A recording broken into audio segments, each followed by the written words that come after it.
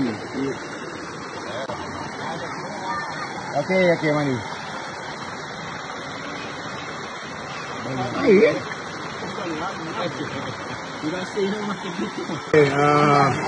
Hari ni alhamdulillah kita mari jalan di FMC Kelah di Kopak.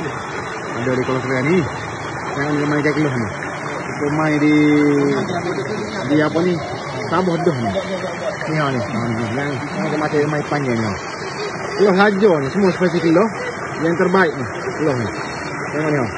Tengok ni penuh ni. Oh, boleh mari. Alhamdulillah, ni antara produk baru lah di Kuala Kerai yang insyaAllah satu hari nanti boleh pakai lawati, dan dalam itu buka dah senang. Buka dah. Cuma tidak begitu meluah lagi.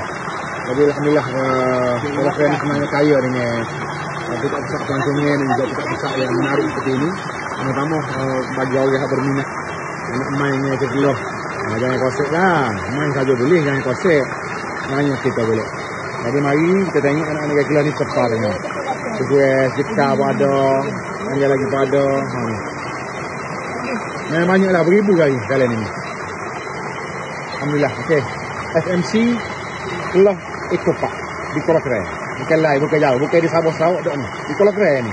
InsyaAllah akan jadi pusat pembiakan Kelah di Kelantan lah, insyaAllah. Satu hari nanti insyaAllah boleh jadi tarik yang terbaik. Okey, terima kasih.